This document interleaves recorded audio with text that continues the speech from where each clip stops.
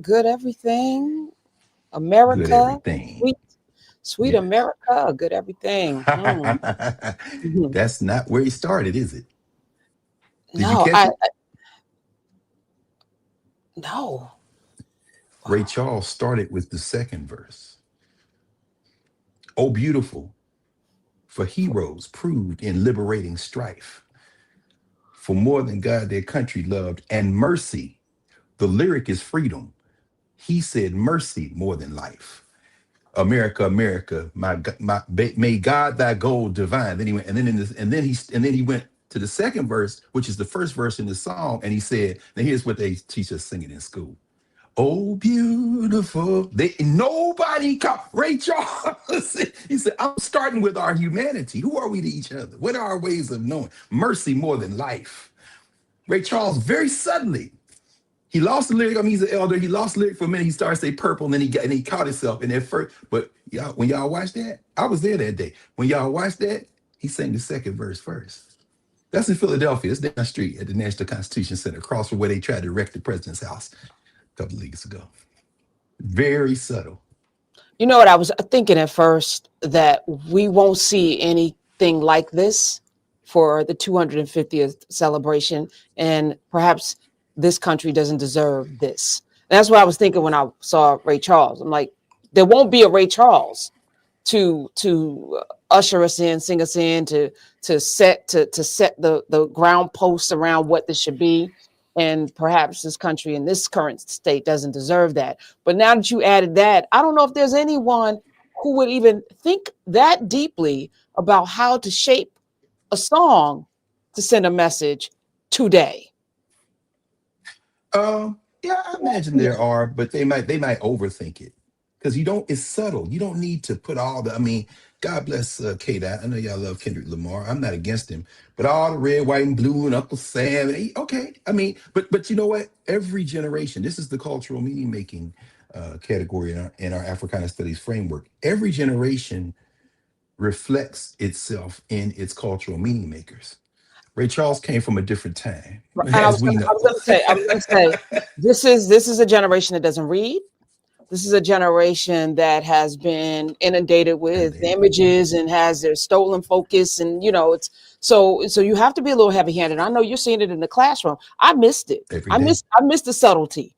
And do you know what I'm saying? Oh I no, but miss. you would have to know. You know what I'm saying? There's a background. He did that as that's how he recorded it. We've talked about that before in I the understand. album that he did. No, but I'm Yeah. saying that this is a generation that you pretty much have to hit them over the head with a sledgehammer.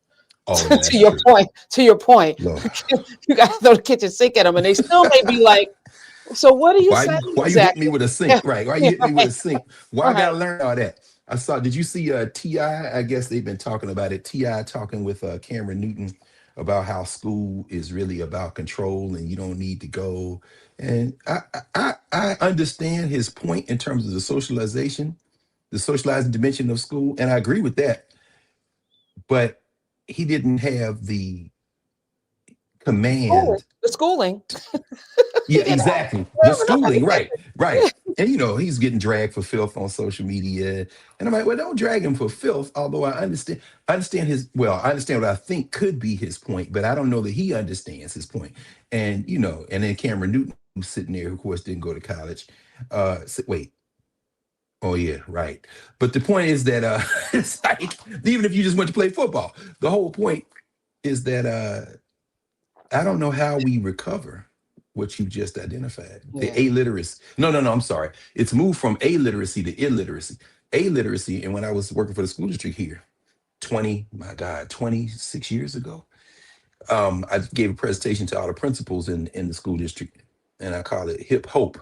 And I said we have to combat illiteracy. Illiteracy means you have the capacity to read, but you choose not to. Right. But now, like you said, to develop capacity Yeah. in there, Yeah. at least in language, that way we think about it. I was I saw Andrew Tate, that despicable knuckle dragger, saying he's Ooh, too smart to read.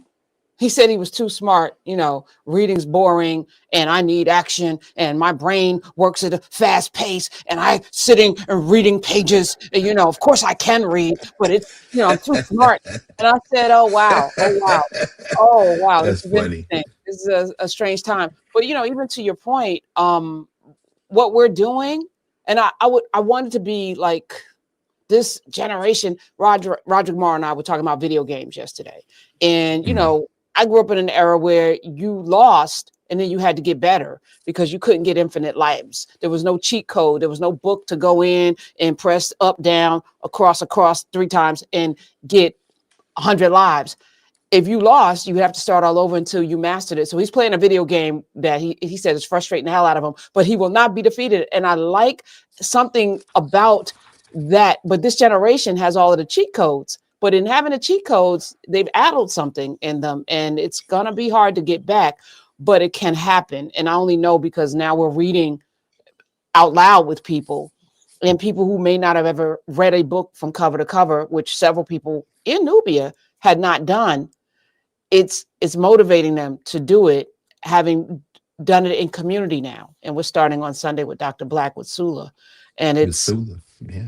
you're doing it on Monday nights with Born in Blackness, and there's several book We're clubs. doing And it. A lot of those people in the yeah, same, yeah. yeah, Lot yeah, of yeah, book yeah. clubs. Yeah. That's what I'm saying. There's a crossover, and there's a lot of book clubs, and we're reading some of the same books again and again. But in that exercise, first of all, we built a community of people who quest to do it. You have to first have the desire, and then there's a That's safe right. place. There's a safe place where everybody is in community together. Nobody's being shamed or shunned, and you feel okay. It's okay, even if I don't know all of the words. I'm gonna read out loud because I'm in family and I'm gonna get this. Somebody in the chat and YouTube said Black AF history changed my life. Well, we're gonna do something with Michael Harriot in June, kind of a counter celebration for my show, a counter celebration of the 250th anniversary to look at all of the history that we don't celebrate. So yeah, so we Yeah, have to be that's that. intentional. Is the point? Yeah. Let the flowers and flowers bloom. That should be our orientation. What you and Mike are going to do. Um, that should be our orientation for the entire year. It's That's why this week we're talking about semi-quincentennial Oh wars. no, wait. Let me do this The like this. semi-quincentennial wars. Yeah. I mean this is the fight. Semi meaning of course half. Quin is 5.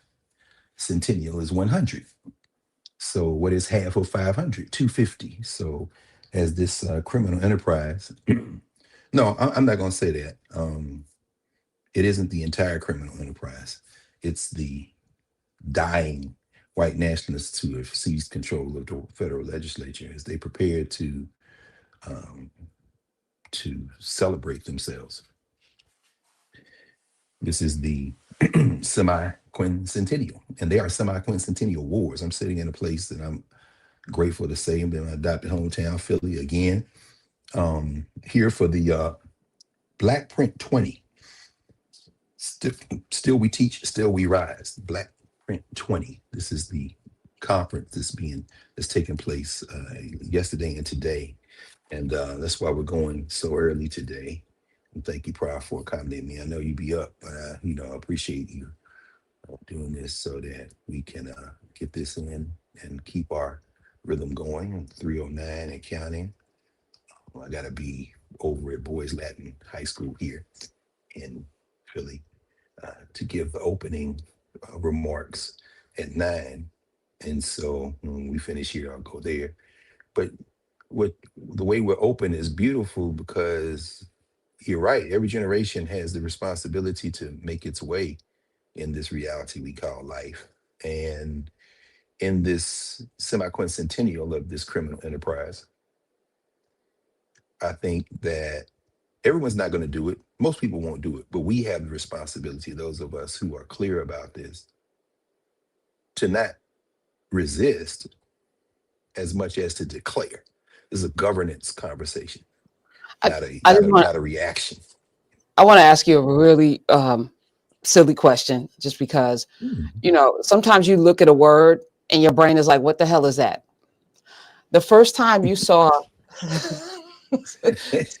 Yeah, of I course, all the time. struggle with pronouncing it. What now? Semi what now? Semi. I got the No, semi. semi-quincentennial. So you got Semi-quincentennial. Okay, yeah, it's not semi-quincentennial. there. The first time you saw a Yeah. semi-quincentennial, did what? Oh, Did you well, immediately go, "Hey, I know that word and I can pronounce it because I can phonetics." yeah. Well, Semi-quincentennial. no, I mean, yeah, the pronunciation, sure, but well, it's like when we are reading something and we haven't heard how a person pronounces their name, and we don't. I'll never forget what was a Roman one time. Remember that guy? What's his name? He's Greek. Uh Ooh, a Papa, it Tentacuba. was they Giannis, pronounce it. Giannis a No, Tentacuba. yeah, Tantacumpo is easy, right? But now because we want to know that name, right? Exactly, but no, it was um I think he pronounces it Papadamos. Who was the guy? George, whatever, Papadamos, whatever. Papadopoulos. And I said I think it's Papadopoulos. Papadopoulos. I'm pronouncing it as I would assume phonetically it's rendered in the Greek, but that's not how he pronounces it. It's like saying, Wayne Fontes. And then he says, no, my name is Wayne Fonts. No, it's Fontes in the Latin, but in the English. So the reading thing, but the same thing happens like with words like that. It's a compound word. If you know what the pieces mean, then you know. And I hadn't encountered semi-quincentennial, frankly, until the conversations around the 250th marking of what happened July 4th, 1776, down the street about 5 blocks at the old Pennsylvania State House, what they call Independence Hall. But semi, is half, and Quinn would be the thing that would stop people. Centennial we know is 100. So if you know half 100, no, it's not half 100. Semi Quinn must mean five, and then it's 250. Because we know if we said bicentennial, nobody would blink. When we say tricentennial, for those who are younger who will be here in 50 years, if there's still a planet, the nuclear treaty, the last nuclear treaty between Russia and the United States expiring, and so God only knows what's going to happen now. But if there's a planet in 50 years and humans are still on it, there'll be a planet. The question is, will there be any humans?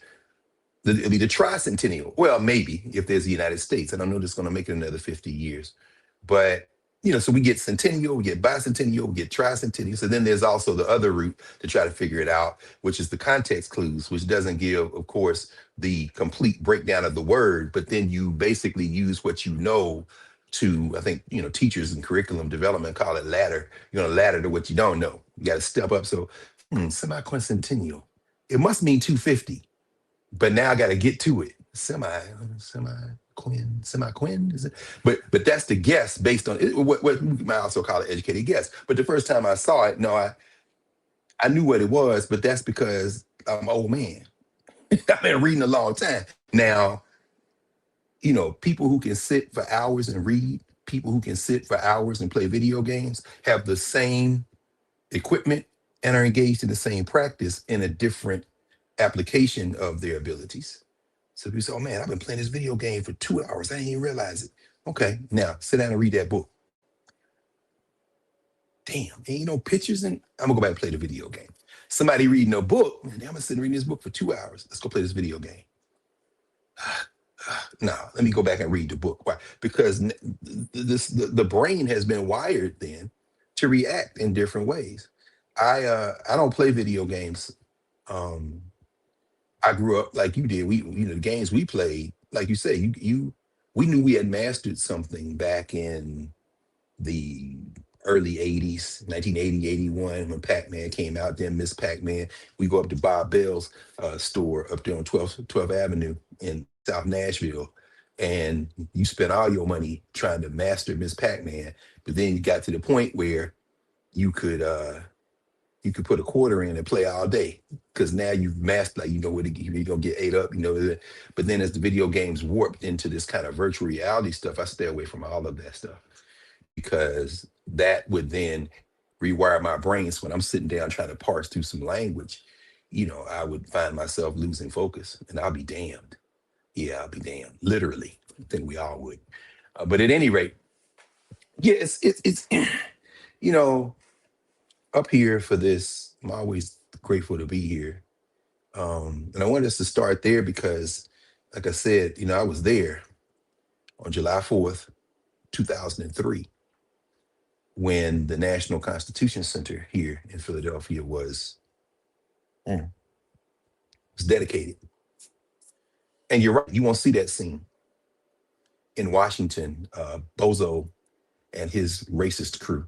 And don't worry, we'll talk about the monkeys for 30 minutes, 30 seconds, not 3 hours, but or 10 hours or 15 hours, everybody clout chasing, looking for clicks and likes, talking about this, talking about something that certainly didn't surprise anybody with Bozo.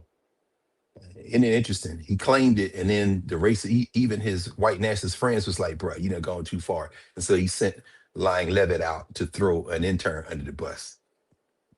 Come on now. So, but yeah, there was an article in the New York Times this week. Smithsonian Folklife Festival gives way to Trump's patriotic fair. So, for the first time in decades, I want to say maybe 60 plus years, I'm thinking about the days of Bernice Johnson Reagan and the good brother James Early. And if you've ever been to Washington, D.C. during July, they have something called the Folk Life Festival. And they pick different cultures from around the world, around the United States, and they bring them onto the National Mall. And they usually like do a cluster of three or more. And you might have indigenous cultures of Peru right up against farm life in the U.S. Midwest, right up against go-go. And they're all there, and they all got tents and they're live events, and it stretches out over the arc of a week and a half or 2 weeks. And then there are clustered moments, and it's a beautiful convening. This year, for the first time in maybe 36 decades or more, there won't be a folklife festival. Lonnie Bunch, I promise, and his people are just so astute. When it became clear that Bozo and his crew were going to have what they're calling a national state fair or something, so think corn husking and lynching, but at any rate, they decided then they would move the Folklife Festival throughout the United States. So they're going to be like a dozen different places around the country where there'll be many Folklife festivals that will highlight. But that wasn't the plan. Bozo's having a white nationalist rally on July 4th, 2026. I might even go down there because I like to bear witness. And Babylon about to fall. But I'm in the city where they made up the criminal enterprise. And I can imagine what July the 4th, 77, July 4th, 2026 is going to be in Philadelphia, because it's going to be a straight war. And don't you ever bet against Philadelphia on that. And not just Black Philadelphia, not just Spanish speaking Philadelphia, not just white working class Philadelphia, not just white ethnic Philadelphia, which is the Italians and the Poles and the Irish and everybody else. This is a mashup, and they don't like to be effed with. So I don't think anybody will be able to predict. The problem that Bozo has is that they drug Washington, D.C. out of a swamp, a Virginia swamp, that Foggy Bottom, Georgetown. They drug D.C. out of a swamp to make it up. Clipped off part of Maryland, part of Virginia, and created the District of Columbia. But this is the place where this thing was born. This thing, this slouching thing, convulsed into being. And so it's going to be impossible to displace Philadelphia. And as I will talk about this morning with the crew over at Boys Latin, and there are a bunch of people coming. I think my young protege, Regina Banks, who was a student at Howard before that, Philadelphian, came down to Howard because her guidance counselor was like, you need to come to Howard. Her guidance counselor was in that first group of people, first group of students that I encountered when I left this city to go work in Philadelphia, commuting for 10 years. I mean, to work in DC. So last night we were having a moment over at the Free Library of Philadelphia where there was a pre-conference convening. We all came together, and I'll talk about that again in a minute. But where we stood there, and Kim's like, yeah, Dr. Carr, I was in that first class of the students you had. I said, oh, I remember. I absolutely remember. Y'all broke me in. Regina wasn't even born yet.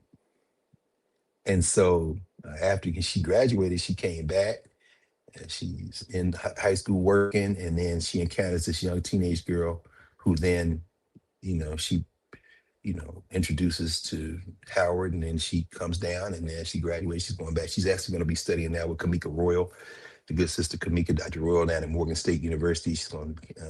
Regina's going to take her PhD. But anyway, she's one of the people on the organizing committee who has put this together. And last night, it was just incredible to see the dots connect. And then as we're standing there, one of our elders came in And we were talking, and she said, "Yeah, Cam, she grew up on my block."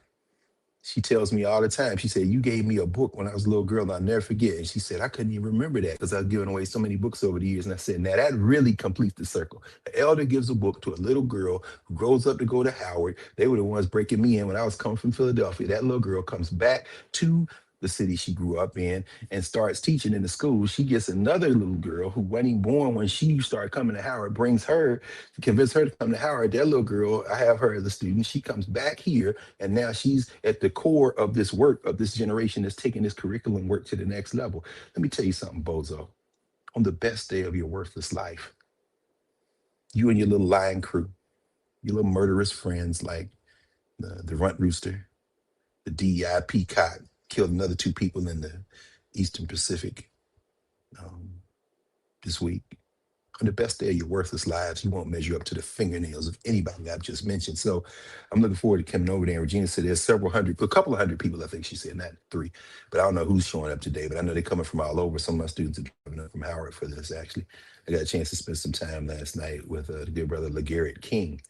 He was at the University of Buffalo. Some of y'all know Dr. King. He has an annual Black History, teaching Black History conference at UB. And I think this is their 10th anniversary this July. So there's going to be a lot of governance work going on while the criminal enterprise convulses towards its ultimate remaking or collapse. I really couldn't care either way, one way or another, long as our people are good. But it's really interesting how these rituals of memory unfold, because it was February the 7th, 1926, that's the beginning of what Carter Woodson called National Negro History Week commenced. So we are literally live right now. And those of you watching it later, just know that we went live today on the literal 100th anniversary of what we now call Black History Month.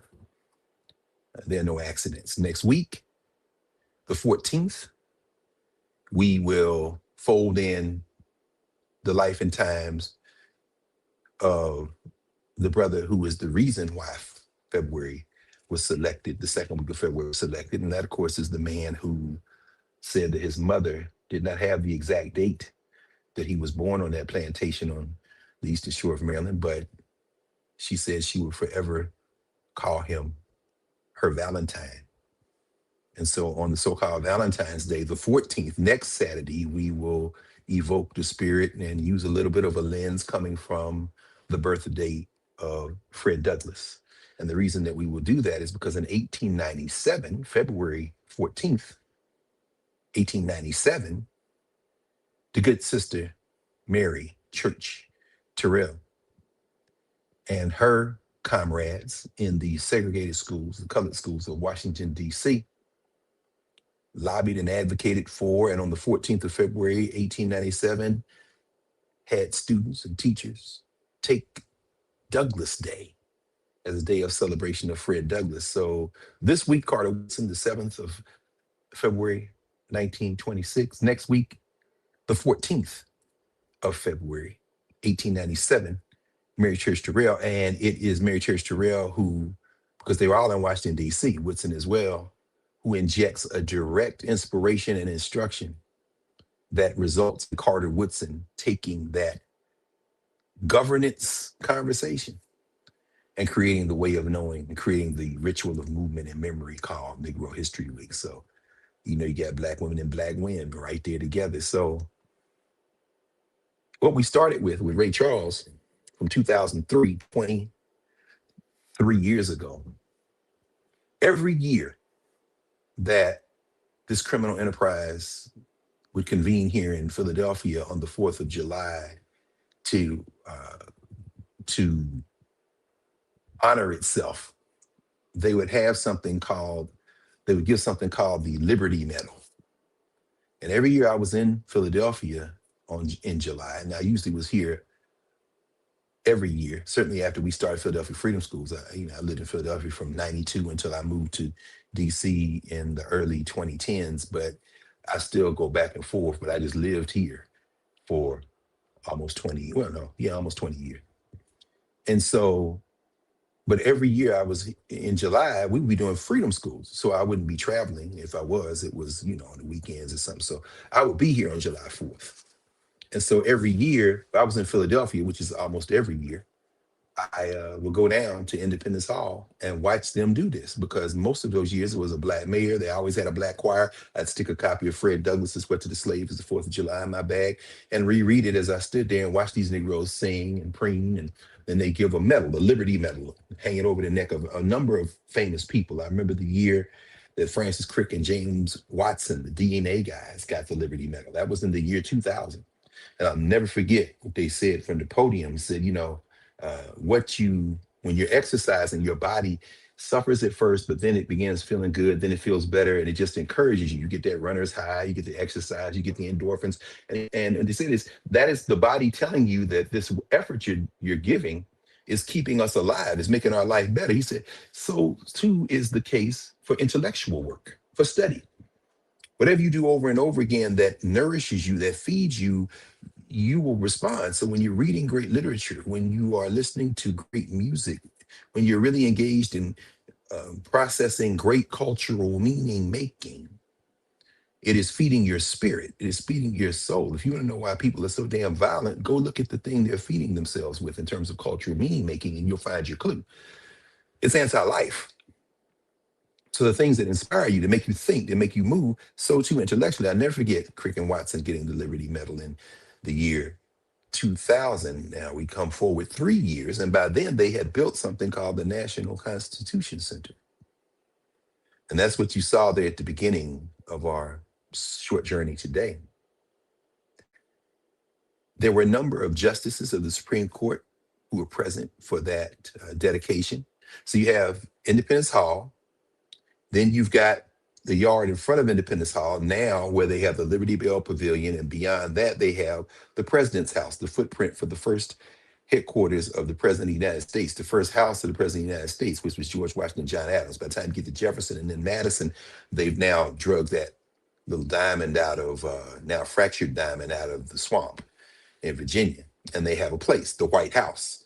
The Madisons occupying the White House. But before that, the first capital of the United States was Philadelphia. So you have the footprint where the president's house was. They've excavated, they discovered all kind of stuff, including the fact that Martha Washington and her husband George had 9 of their 316 captive humans known as Africans. They had them at the president's house, including 2, Hercules and Ona Judge, who escaped.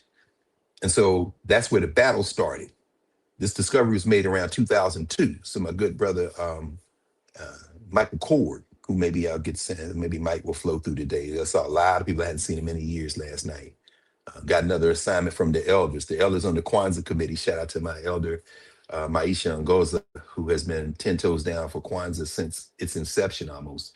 1966, that means that this year marks the 60th anniversary of Kwanzaa. And so on the 26th of December, the elders came. They had most of the Kwanzaa committee was there last night, and so they cornered me and sent Mama Maisha and said, "Will you come to Philadelphia and be our speaker for the 60th anniversary of Kwanzaa?" So I'll be here on the 26th of December. So I already know where I'm going to be, and you can't say no to elders. I mean, these are some of the hardcore freedom fighters. Like I said, Maisha and with Kawaida goes all the way back. I mean, all the way back. She's known Maulana Karinga and the crew and us and all that, and been in the organization us for almost since its inception. So I had to say yes. But at any rate, Michael Cord went there last night, but maybe we'll see Mike tomorrow.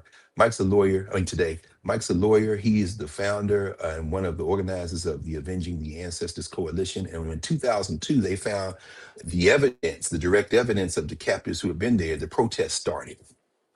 We had Freedom School students protested. I would go down there, the marches, the red, black, and green flags, the speeches. Y'all not gonna build nothing on this mall, with the National Park Service in Philadelphia putting their resources together without addressing this issue and memorializing our ancestors who shed their blood here, our ancestors who were captive here, our ancestors who escaped here. And so that was 2002. Now, 2003, the following year, they had completed, so like I said, Independence Hall, now the Liberty Bell Pavilion, then the President's House. We won that battle because in 2010, when it was unveiled, all the stuff that Bozo and them sent their thugs to go and take down last week was up.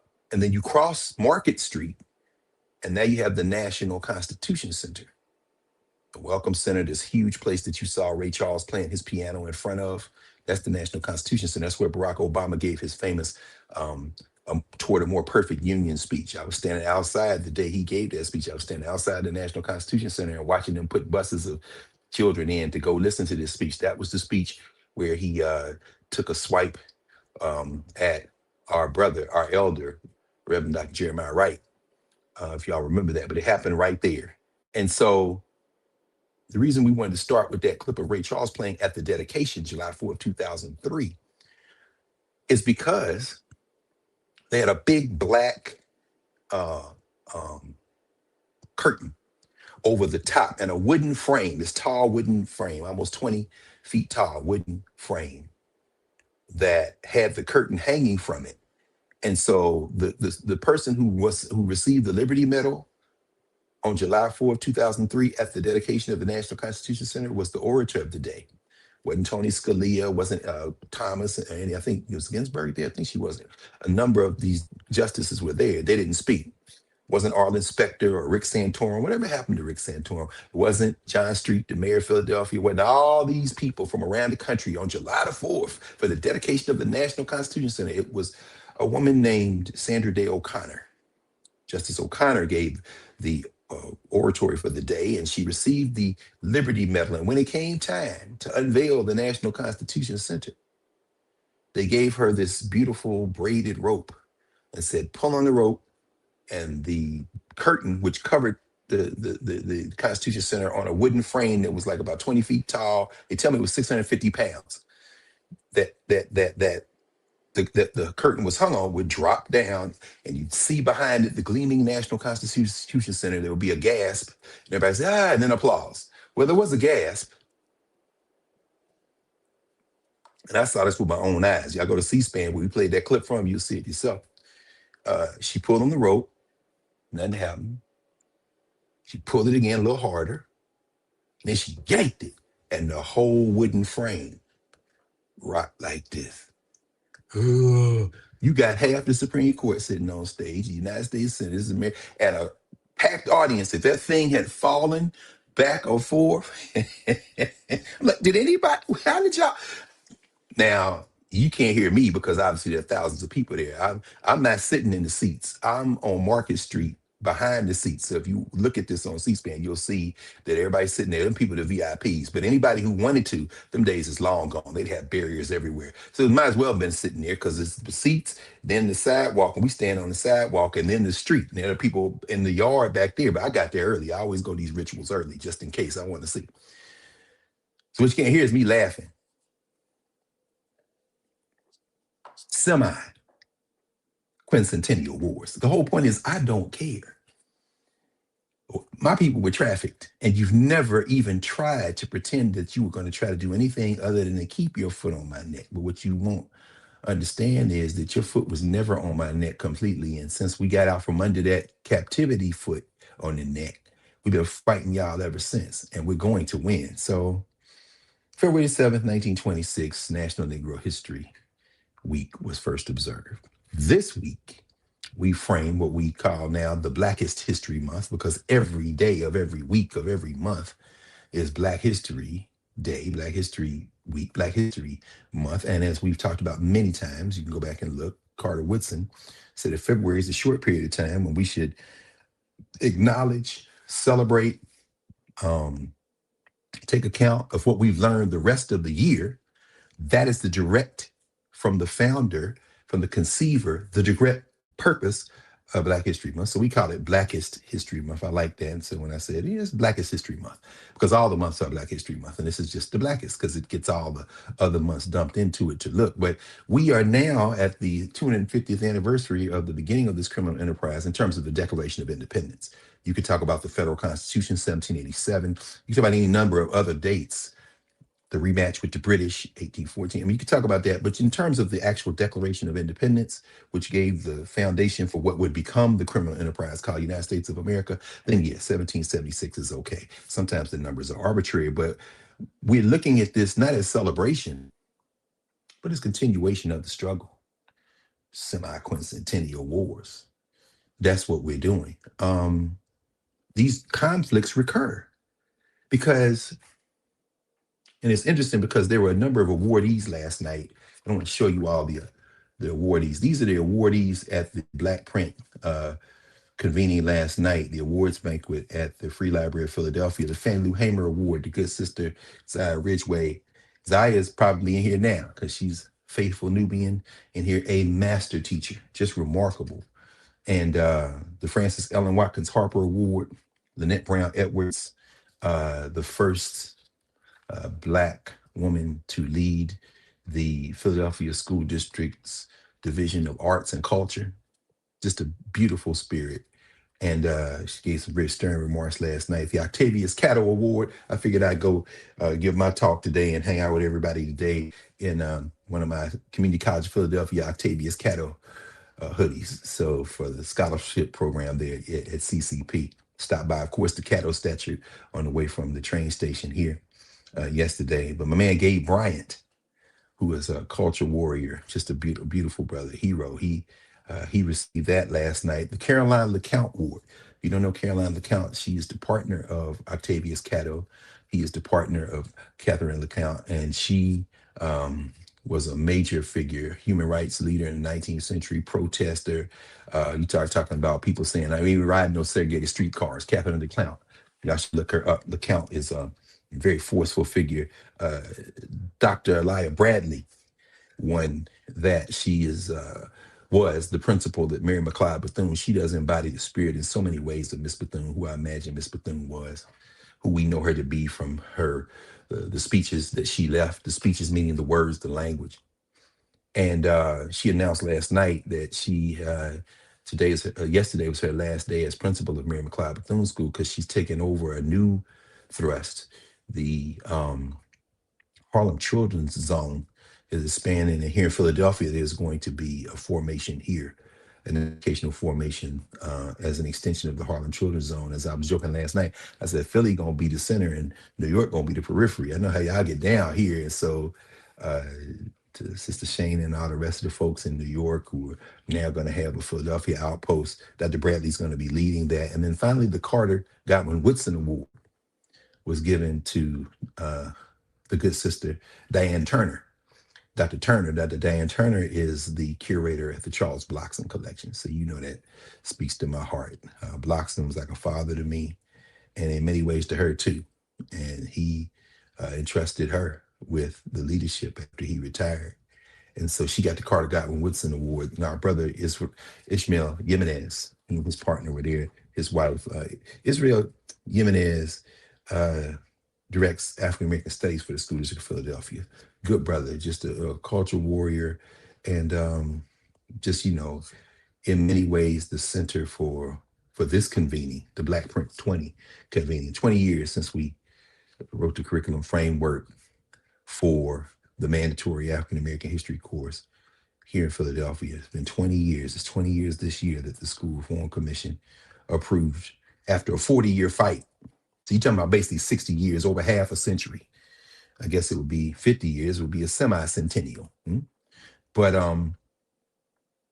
Ishmael and his team, a beautiful team of people who came together, almost all women, which he made that point over and over last night. You sisters is no joke.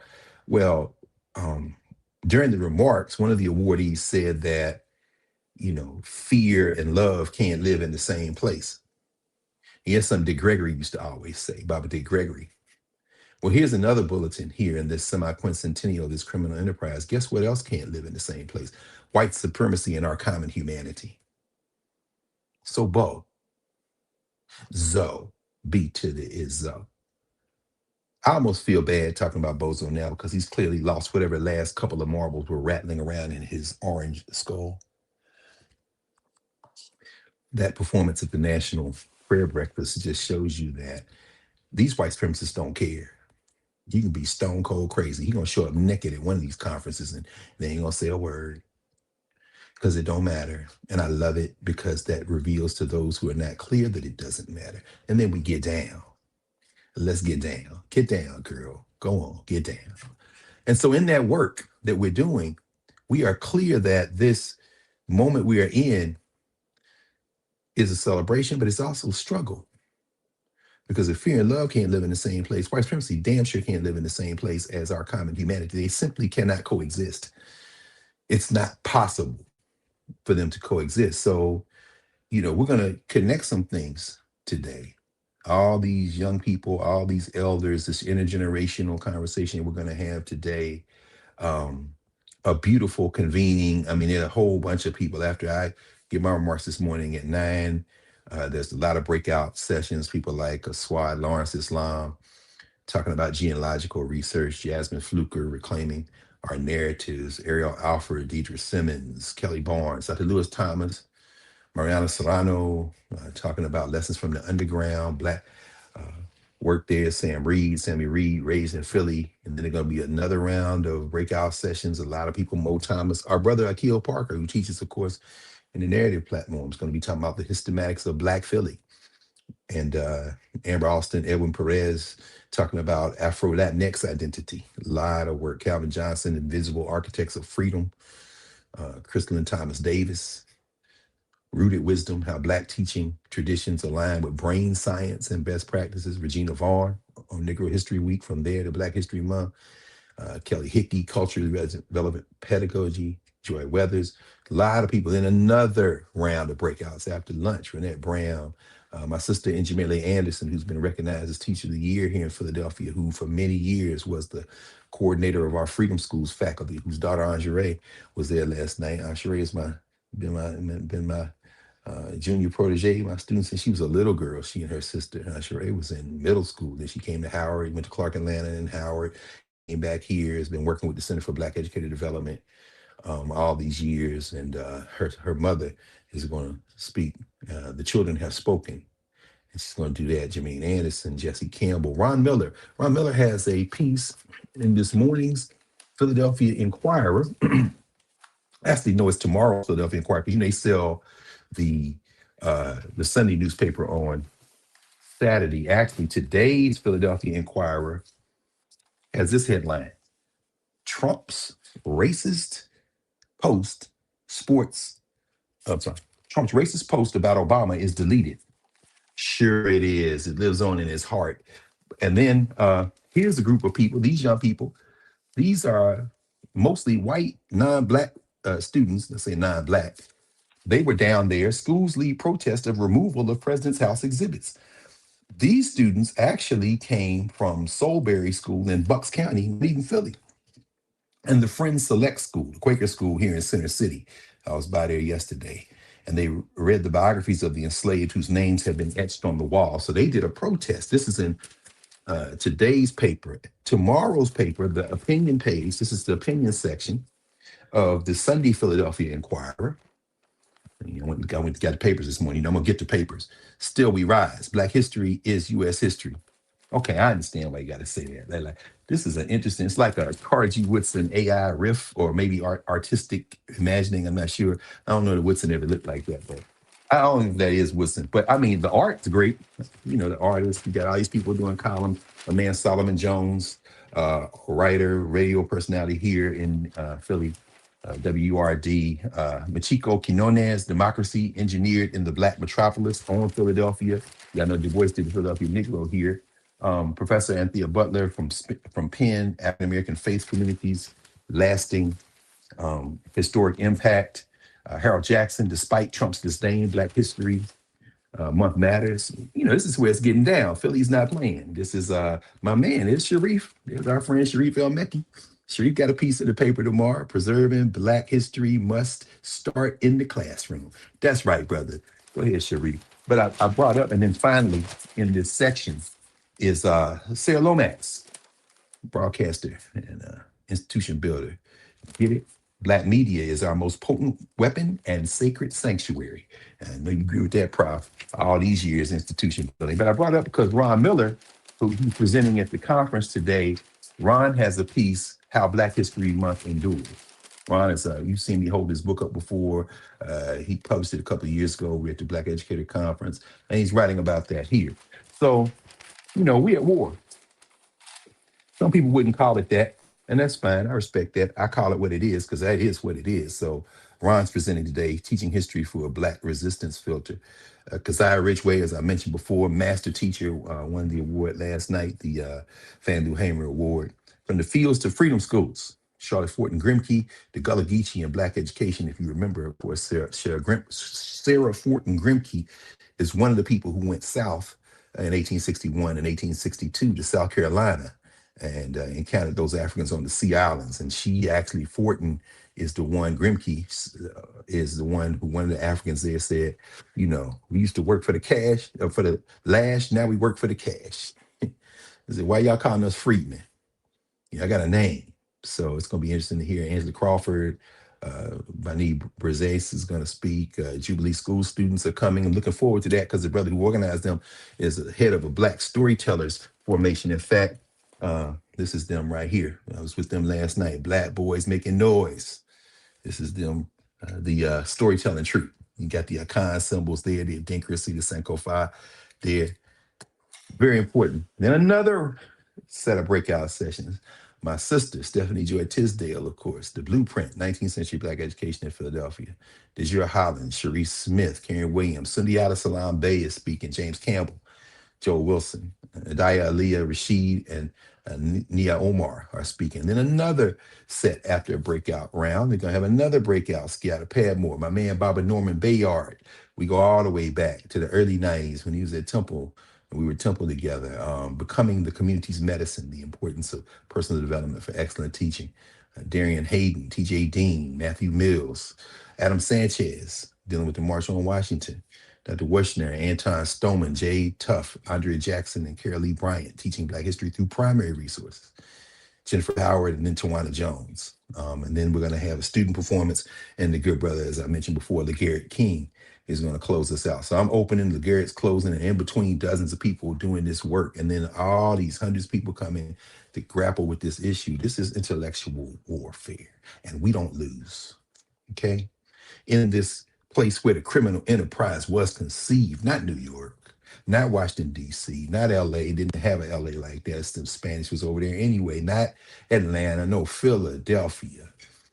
White supremacy cannot coexist with African self-determination, equity, or any other form of full beingness for any human on the planet. It can't coexist with white supremacy. It just simply can't. Rituals that mark anniversaries, 250th anniversary, 100th anniversary, 50th anniversary, those numbers are just arbitrary unless they activate memory into action. The momentum of memory. This is how anniversaries work. This is how anniversaries, they don't just work as arbitrary numbers, they work as ritual. And it's not just rituals to account for what happened then, no, it's to connect. See, the intergenerational thing, this is what's, and I'm gonna talk about this a little bit this morning in a few minutes when we wanna go over. The archive is important, the physical archive now, the records, and maybe even necessary, maybe. But what is essential is the intergenerational transmission. And so, a lot of times we talk about these numbers in a kind of disconnected way. We mark it, we move on. We haven't learned the lesson. Birthdays, times for reflection. Anniversaries, time for reflections. New Year cycles, times for resolutions. You say, I don't make New Year's resolutions. Okay, that's fine. How do you try to reset then? Everybody does something to reset, and it requires memory. It should require memory. I'm going to stop drinking, and then you take a drink. Well, that's often because we don't have community. People say it was a lack of willpower. You could say that, but willpower in isolation becomes impossible almost to muster. And those who do muster it may, in fact, be doing themselves more damage because in mustering it, they have put in their mind they don't need anybody else. Community is how we move forward. And I'm not talking about community where we marvel at some feat of intellectual acrobatics by an individual. You know what really moved me to the point of an emotional, I can't even describe it. Last night, because I was sitting there, Kim, and then, all these master teachers, some of whom had never seen each other, many of whom living in the city. Today there'll be that many more because a lot of people are not going to be from Philadelphia here. And a chance remark, because we all have distinct voices. And you can't go nowhere, Karen, if you out and got a mask on. They hear your voice. Is that Karen, honey? 'Cause, that happens to me all the time. Dr. Carr, I heard your voice. Oh, okay. Then somebody says, "Is that Dr. Carr?" I said, "Oh yeah." Last night, I'm a Nubian. You a Nubian? I'm a Nubian too. Mama Toya was there. Mama Toya got shout out recognition. She part of the committee, the grandmother's serious business. Mama Toya put everybody on blast. Within like literally 1 minute, not 5 minutes, nothing, because we all sitting at these tables and what you know, what? People start recognizing each other from their names. And wait for it, people who call in Urban View, who know each other from Nubia, from office hours and all the other ritual convenience we have there. One brother said, "Hey man, I gotta join Narrative now. Why? Because I'm always on the YouTube side. I gotta come over now." And I'm talking about people who I had these award winners, some who never met each other in the course of their comings and goings, who now, and as that thing kind of reinforced, this is a ritual, not of just marking memory, but transferring that ritual of memory into action. When I tell you, if something happened and we weren't able to convene today, even just last night, the work that will come out of, oh yeah, oh man, how did yeah, boom. So, but that's Philadelphia, but that's everywhere. That's everywhere we are. When you come together by the dozens and hundreds and thousands and tens of thousands and hundreds of thousands, what we do week after week after week after week, just as a contribution to all the other stuff, this has the responsibility of being a common place to connect. I think that is the most valuable thing about it, is that we convene and connect. But when you convene and connect, you got to have something to convene and connect to. And that's why I will be relentless in that. Last night, um, the author of this book, which I had bought when it first came out, I was here for Freedom School summer before last, and I went in the bookstore and found this book, Black History in the Philadelphia Landscape. And I know the author, Amy Cohen. Here's Amy right there. Amy was a teacher as we rolled out the curriculum and we're doing Freedom Schools. This is back in the early 2000s, around 2006, so 20 years ago. And Amy was bringing her high school students and middle school students from Masterman High School and Middle School, which is right down the street here at Spring Garden, near the School District of Philadelphia's building. And Amy wrote a book, Black History in the Philadelphia Landscape. So she brought me a signed copy of her book. And I was like, "Oh, Amy, I bought this book a couple years ago." I hadn't seen Amy in years. But you never know where this is going. Remember, these are white kids from the suburb and the Quaker schools who went down there to come to protest what happened at the president's house last week. Bozo, it's over. You and your little plastic face copper propagandist Carol lying Levitt taking credit for making a monkey meme out of Michelle and Barack Obama. And then when you realize that that was even too far for your racist, clavering friends, threw the intern under the bus. I love you. Oh, I love you. Because love and fear can't occupy the same place. And I don't love you the way I love my family. I don't love you the way I love Black people. But I love you because you are making it so much easier for our common humanity to break your political back and grind it into sawdust. So keep talking what you're talking. And every one of y'all who supports them, y'all come on. Because if you think you're going to do dirt and somehow dirt is going to work it out, you better thank your ancestors. Ray Charles was there on the 4th of July, 2003 to sing that song, because if Ray hadn't been sitting on that stage, maybe yanking that chord would have done something else. What you're not going to escape is the cycle. And we are in a cycle now, this 100th anniversary of Negro History Week, 100 years ago today. Rituals that mark anniversaries must activate memory into action. that reveals the intellectual warfare over history, over schooling, over national identity. This settler state is convulsing. And so it's important to understand that. I mean, um, the 1776 wars, the settler state wars that are commemorated in the centennial, 1876 here in Philadelphia, you go to Fairmount Park, they built a whole pavilion here. Remember, we've talked about this many times. The World's Fair in Chicago. We've talked about this many times. In 1976, the bicentennial, what did African people do then? Lonnie Bunch was not the director of the Smithsonian Institution. He was starting his career that led him through a number of institutions. But in 1976, two institutions were created because of the struggle of African people in this funky criminal enterprise. One of them, the National Museum of Afro-American History and Culture, or the National Afro-American Museum and Cultural Center in Wilberforce.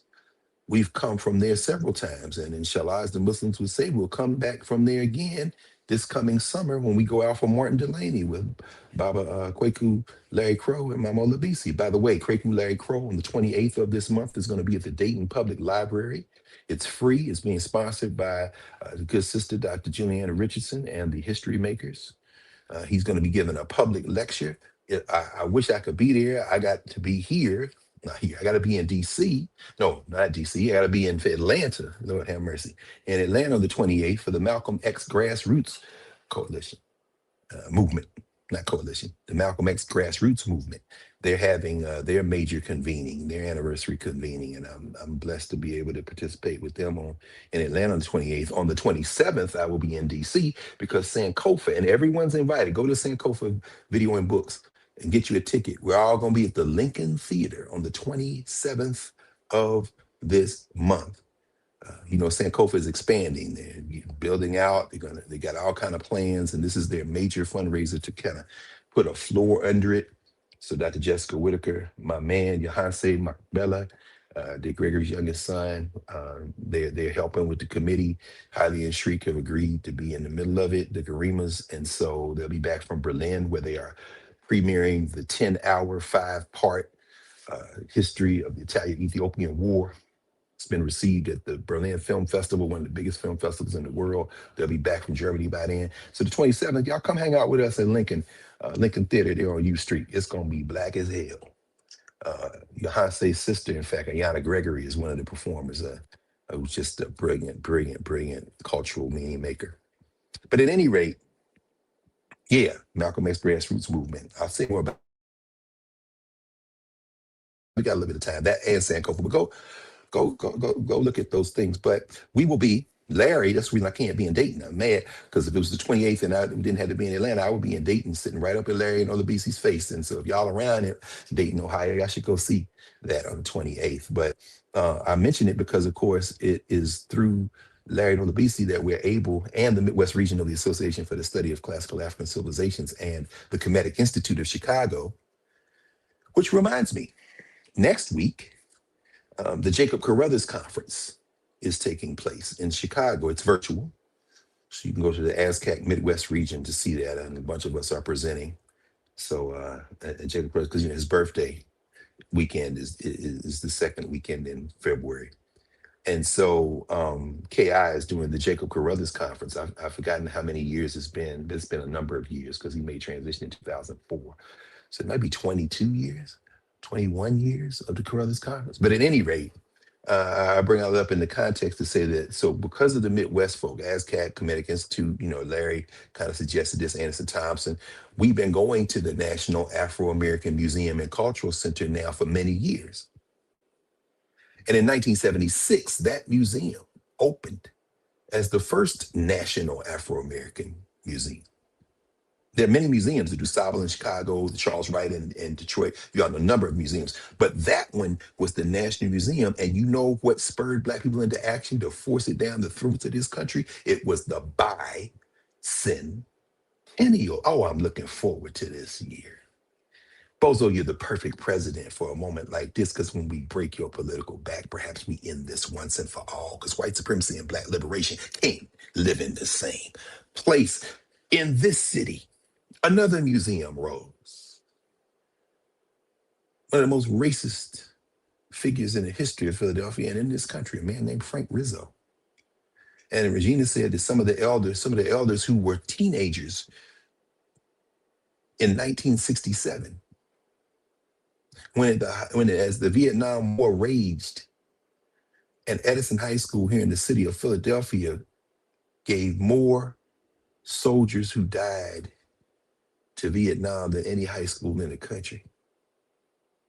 In the middle of that Vietnam conflict, students from all over the city of Philadelphia walked out of their high schools, led by people like the great David Richardson, former state senator, now ancestor. And they went to the school district of Philadelphia's headquarters, which was on the Parkway, magnificent building that has been turned into condos in the act of real estate violence, as Lamont King would say. They marched there to demand Black studies in the classroom, Black teachers and principals, all that. And the police chief of Philadelphia at the time, Frank Rizzo, bust police cadets, the parents and grandparents ideologically of these funky ass ICE and Border Patrol punks. They're not thugs, they're punks, covering your face with cloth, you punk. In fact, today's Inquirer, was it today's Inquirer? Yeah, maybe I'd have to look for it. I don't want to get too deep into it. Yeah, they talking about melt ice. In fact, there was, oh, here, look at this. This is today's Philadelphia Inquirer. So for those of you saying, oh, Don Lemon, Georgia Fort, and all them, they were just reporters trying to cover it. No, do not separate the reporters in Minneapolis who went in that church from everybody else they're trying to indict. And they will fail. They may have fooled the grand jury. That's because they can tell the grand jury whatever they want. You have a right to protest. When you read the Civil Rights Act that they're trying to use, not the one of 1964, but of 1960, this fucking, everybody calm down. This joke named Pam Bondi, this fake consigliere now running the Attorney General's office in the United States, trying to use the Civil Rights Act of 1960 to say that these protesters and these reporters violated the religious freedom, the First Amendment. You really gonna try to make a First Amendment argument saying that they encroached on their freedom of religion? Nah, you go in there, you protest, you risk getting arrested after a warning. You may risk getting arrested and charged with a misdemeanor. You bust up in there and protest, but this idea that they committed some kind of felony, it's not going to fly in court. But I thought about that because here in Philadelphia, headline from this morning's paper, about 40 anti-ICE activists arrested at protest inside South Philly Target. Yeah, about 40 people were arrested after an activist group Thursday evening conducted a demonstration inside a Target store in South Philadelphia to demand that the company make a public stand against U.S. immigration and customs enforcement actions at the chain stores. As you know, Target is headquartered, International Target is headquartered here in Philadelphia. And wait, oh no, it's Minneapolis that Target is headquartered in. Remember why y'all don't go to Target no more? Has it been that long since Breonna Taylor and George Floyd and Ahmaud Arbery? But this is the thing. They got arrested, charged with a little misdemeanor and released. Hey, fake consigliere, Pam Bondi. It's not going to fly. People know they could get arrested when they go into protest. And certainly that they would say, well, it's not a church, it's Target. Go to hell. It's what it is. Because just like that church is accused of harboring a minister who is working for ICE, how they going, that minister's ICE affiliation and Jesus Christ cannot coexist in the same space. And here they got arrested. Okay, fine, charged, they'll pay the fine, whatever. It's not a felony. So you got to fight back with these people. And in 1976, now the time they go back. South Philly, of course, many people still revere Frank Rizzo, who was the police chief in 1967 here in Philadelphia when he sent cadets, the grandparents of these ICE thugs, not thugs, ICE punks, ideologically, sent them to the school district building. And those cadets, police cadets and other cops, beat up those high school students who were demanding Black studies, who were demanding Black teachers and principals at the school district of Philadelphia building. And that set off the escalation of a 40-year war that ended up in those 40 years, meaning more teachers, more principals. And finally, in 2006, 20 years ago this year, the creation of the African American History course that we were recruited by my sister Dana King to come together and write the curriculum framework for. And that's the birthplace of the conceptual categories. I'm gonna talk a little bit about that today too in a few minutes when I go over. But to put a bow on this, 1976, 9 years later, Frank Rizzo is no longer the police chief in Philadelphia. He's the mayor. There used to be a statue of Frank Rizzo in front of the City Hall administration building across the street from City Hall here in Philadelphia. It ain't there no more because during the summer of Breonna Taylor and George Floyd and the protests and COVID, they pulled that statue off that. They didn't pull it literally with ropes, but they demanded that statue come down because Frank Rizzo was a very divisive figure. Some of y'all know that name, Frank Rizzo. As Gil Scott Heron said, Rizzo, I've heard, is sick. We send him our coldest regards. But at any rate, he was the mayor. And what did Black people do in Philadelphia in the year 1976, the bicentennial of the United States of America criminal enterprise? They went to Rizzo and said, hey, buddy, the taxes we pay, you're gonna break off millions. And you're gonna put that money behind what we're doing. What are y'all doing? We're building a museum. And in 1976, the Philadelphia African American Museum was created. Now, how are we gonna top these? How are we gonna top these elders? How are we gonna top these ancestors? Oh, we will, because rituals of memory convert memory into action. That is what we call the momentum of memory, the sixth of the Africana Studies framework. What is the social structure in 1976? White supremacists loving the bicentennial, the quarters with the bicentennial, all that stuff we talked about last week over and over again. The governance formation, African people continuing to convene to remind ourselves of who we are in cultural meaning making, to always examine how we move through the space with protocol, governance, how we view ourselves in the world, ways of knowing, how we pass that on, movement and memory. And they decided in the lead up to the bicentennial, they went to that racist Rizzo and said, you're going to give us our money back and we're going to have a museum. And in 1976, the Philadelphia African American Museum opened. So what we going to do in 2026, friends? What am we going to do in this semi-quincentennial? What can we think of to make huge in this moment? Let them have the mall for their funky corner on the cob lynch fest, state fair, whatever, bozo. Will you make it there? Or will you just come out as a stark raving lunatic and they got to throw a blanket over you? Because if you keep going the way you've been going these last 6 months, ain't no telling what's going to come out your mouth at the state fair. But guess what? It doesn't matter. Because not only we have you surrounded, we have you suffused. Stephen Miller, you can't deport enough people. Your criminal enterprise don't look the same like it did in 1976 or 1876, certainly not 1776. It's important to understand those 1976 wars give us a blueprint for the 2026 wars. So a couple more comments and then we'll close it down. I'll go over and get ready and head over here to Boys Latin. The social structure is clear. This war on the people continues to escalate. Y'all saw the federal judge this week saying that Liam Correjo Ramos and his father, they want them expedited to be dismissed without a full hearing, put them out the country, a 5-year-old. The cruelty is the point, as Adam Surreal would say. But in the world, there's the escalation of the Iran conflict, the economic systems continue to be roiled. The world is moving on, is moving past, is moving through, and this settler colony is allowing itself to be convulsed by a racist and his little racist crew.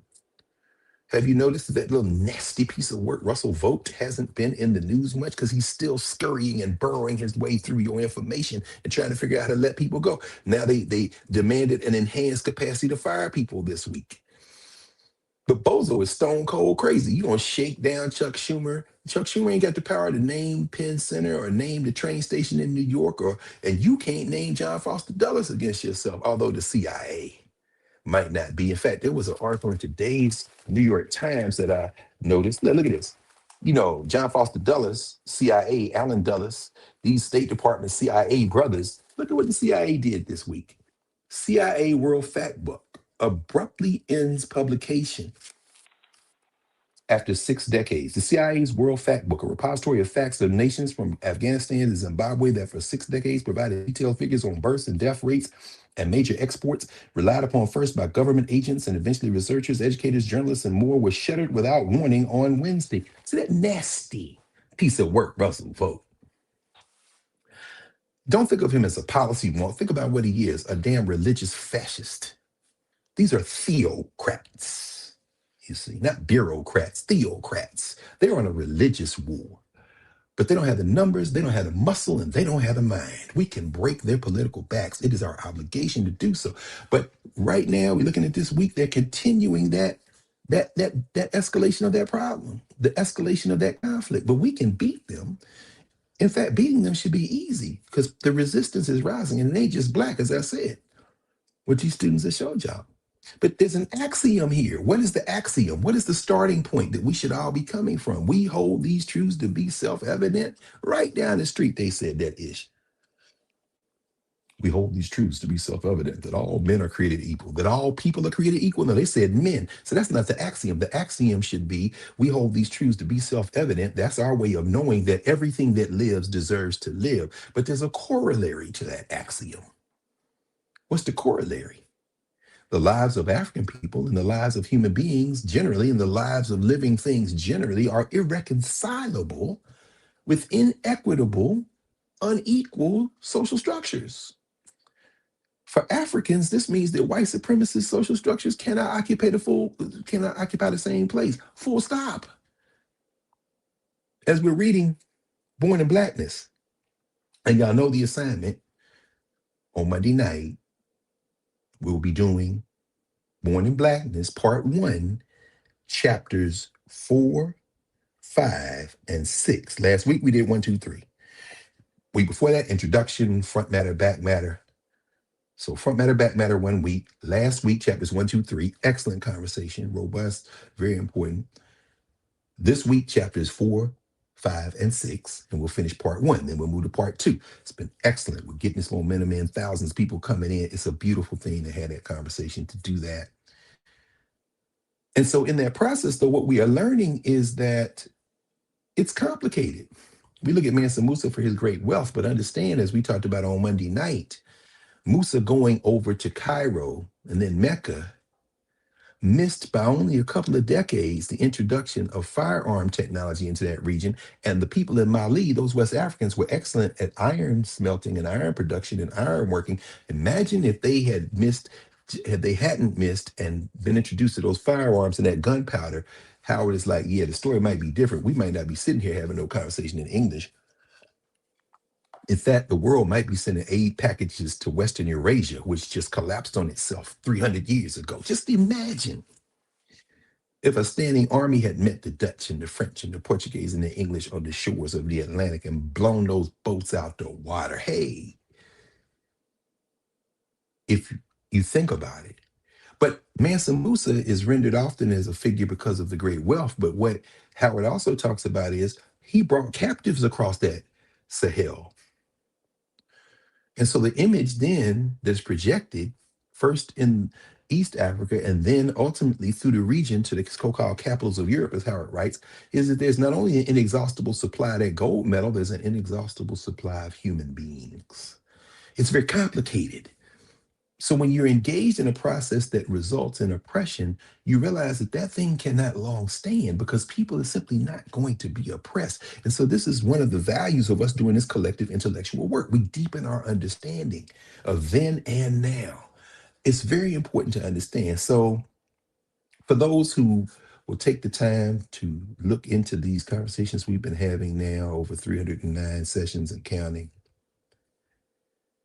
I would encourage you to search the index, search our compendium.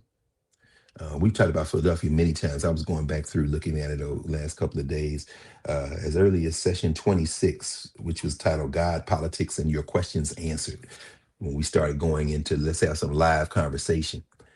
We brought Philadelphia up. We talked about the Philadelphia Negro in 50, session 50, 53, 66, 73, 101, 169, 183. When Connie Clayton, the first Black and first woman superintendent of schools, made transition. Session 183, the bombing of Osage Avenue, which is part of the curriculum now here in Philadelphia. Session 114, the sound of Philadelphia, Philadelphia International Records, 140, 146, 172. Charles Blockson, of course, session 185. We focused on him a lot. Kamika Royal, we talked about her a minute ago. Her book, Not Paid for Us, The History of Black Education in Philadelphia, it was session 141. Odunde, The Great Ritual here, the Yoruba Festival, Lois and Laura Fernandez and their families, sessions 26. That's why I say 26 is a keystone. No pun intended. You know, they call Philadelphia, Pennsylvania the Keystone State. Sessions 155, 198. More about freedom schools, so much about freedom schools. Carrie Sparrow Mickens, I hope to see today. Dr. Mickens, our sister, her book on freedom schools, which was her dissertation, she turned into a book, sessions 39 and 73.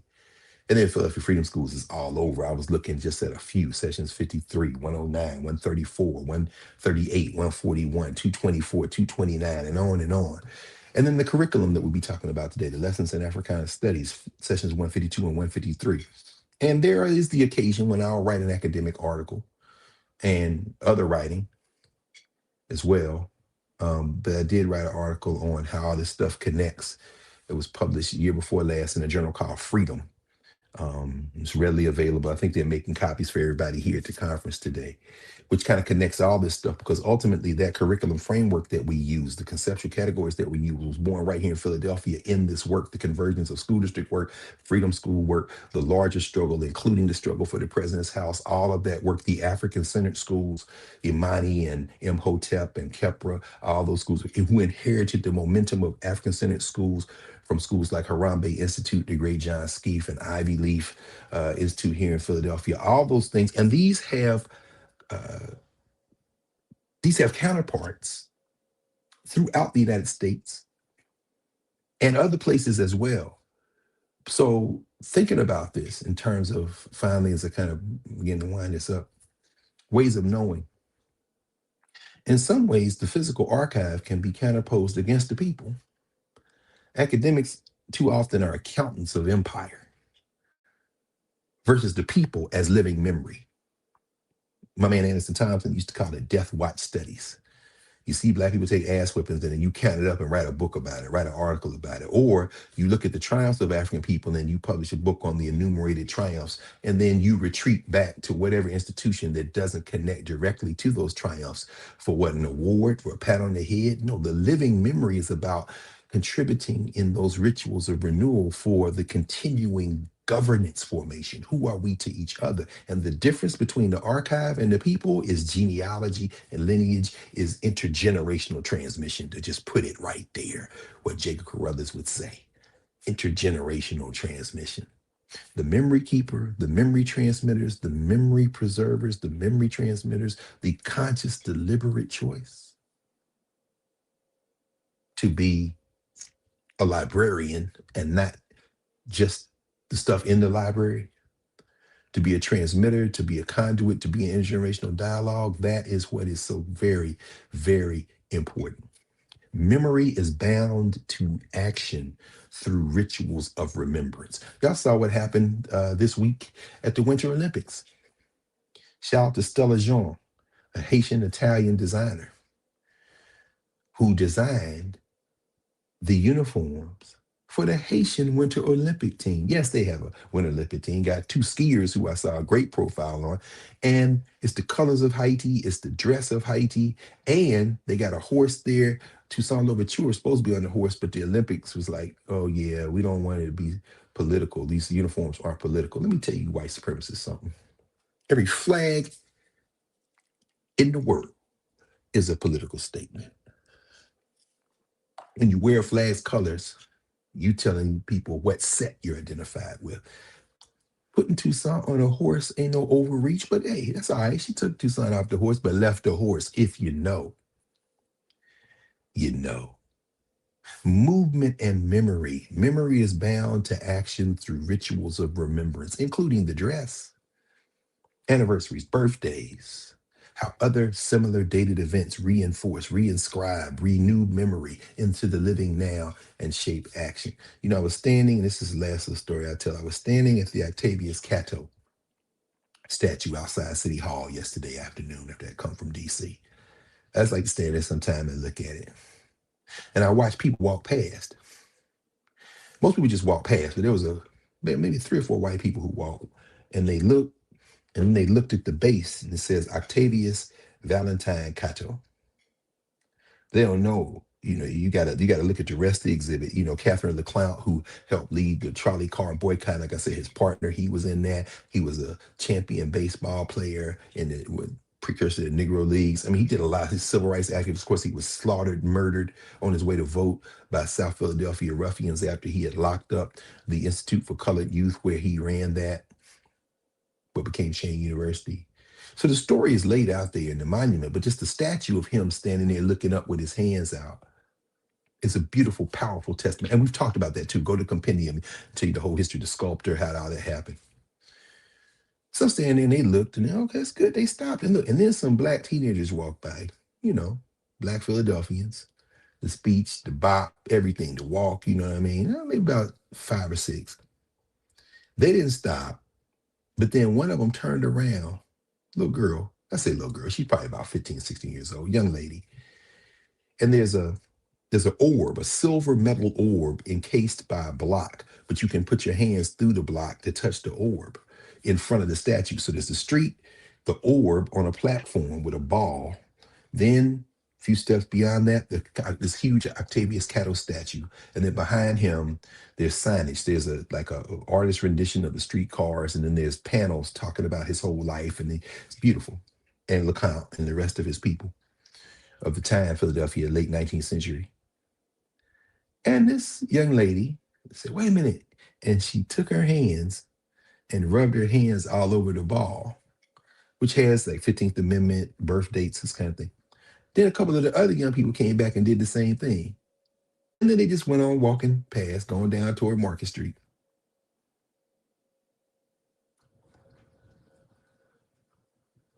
I can work with that. Bozo, it's over. We're going to break your political back. And it's not even going to be because that's our primary objective. It's because you're in our way. And white supremacy cannot last with our common humanity. They cannot occupy the same place. Oh, we going to get you. We going to get you. Curricula come and go. Classrooms come and go. But the fundamental question, what is the power and the function and the purpose of the intergenerational transmission? I could have stopped, asked those students, those young people what they knew. I could have stopped and been like, oh, let me tell y'all something about this. But no, I don't need to do that. This city full of master teachers. Somebody will get them. Today we're going to strike a blow in that direction. And they'll remember why they stopped and rubbed their hands on that silver orb. And they'll connect it to something else that they don't know. We'll scaffold it. We'll get there day by day. And today is another day in service of that purpose. All right.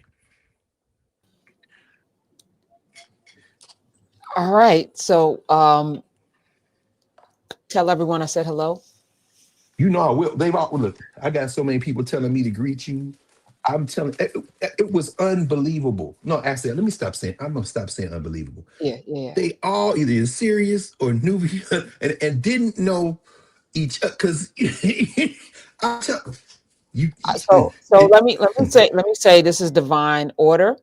I was in Sam Reynolds is doing a consider your movements. It's not astrology, it's soul work. And as I'm in it yes, yesterday, I'm thinking about Daniel Black's rites of passage that we went through, and I'm like, everybody needs to go through that.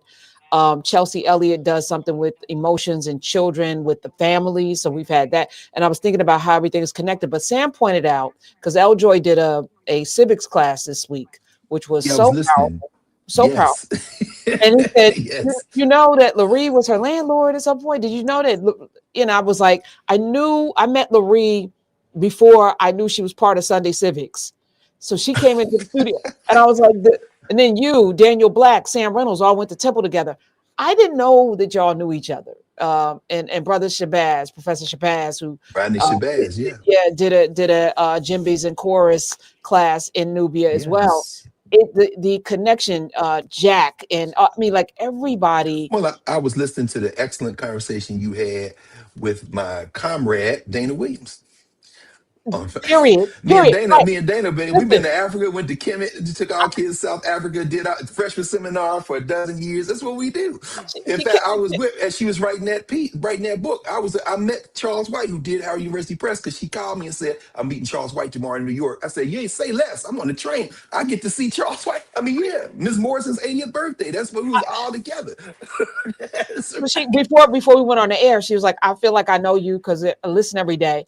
And Yes. it is that spirit. Like we meet each other before we meet each other physically, and I think we don't lean enough into Sunyata and you and Sunyata, Oh, Dr. Sunyata, who's in both chats right now. Just is she? yeah, she Hey, is. Sunyata, She's in what's both up? chats. Yeah, but that again, it feels like family, and you could, Yes.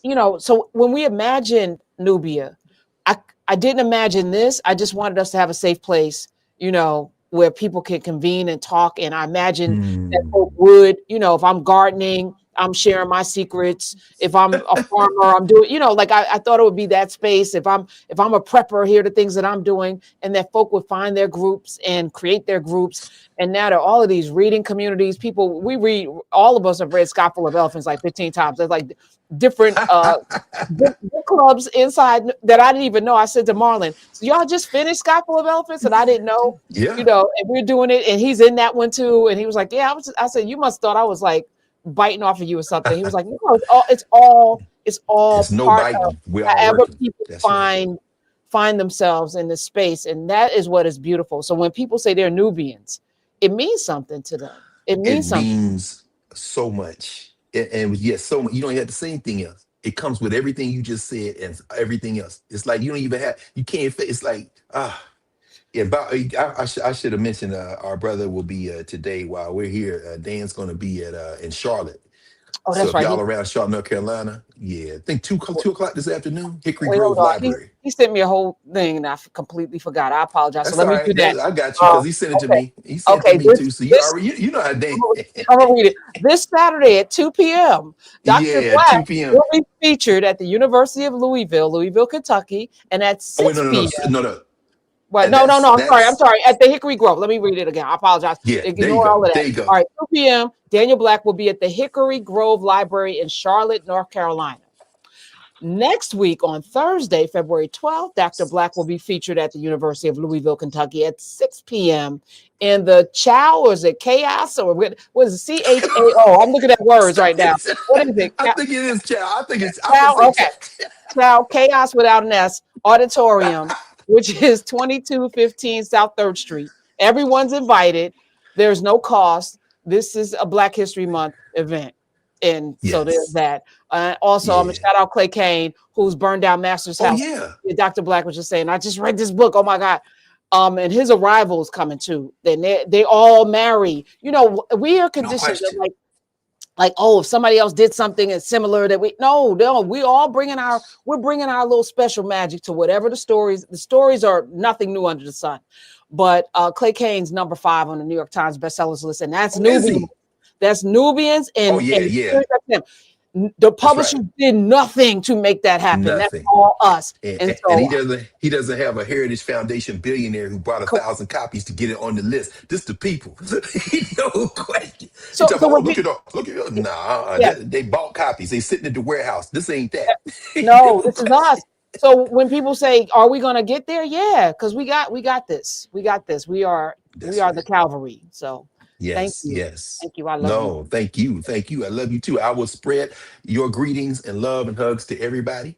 So and the next question they ask, when we gonna see her? So you see her every week. You see her I 5 days a know. week, and then on I know. Saturday, everybody Um, calm down.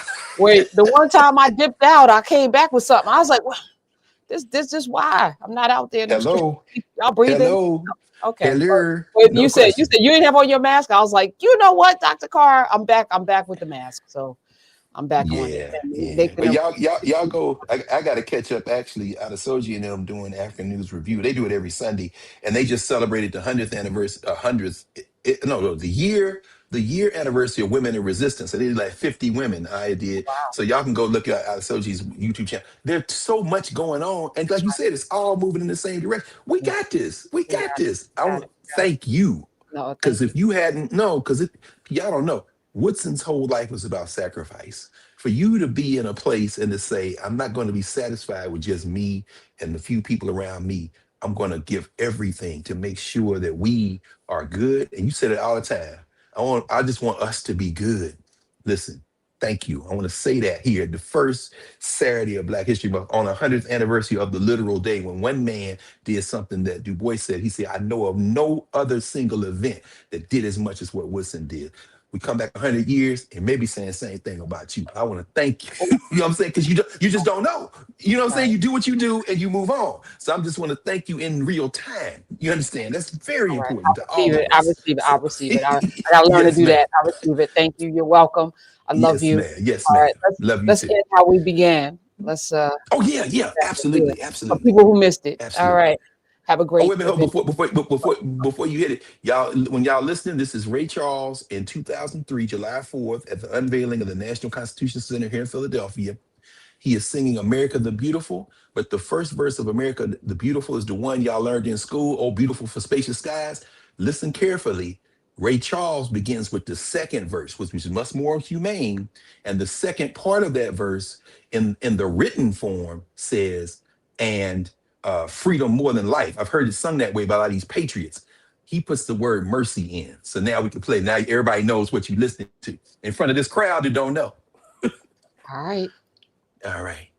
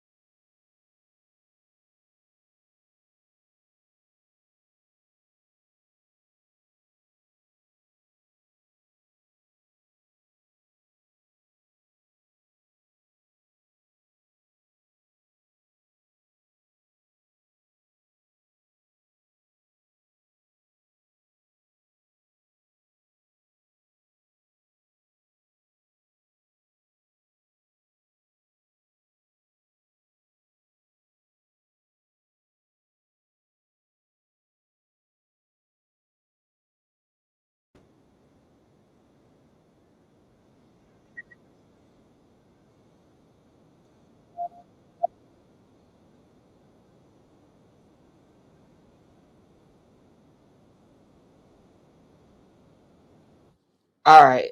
I'm gonna start over because I had muted it so that we could do this. So apologies, y'all. Apologies. We're gonna start this over. All right, y'all ready? All right. Let me do it.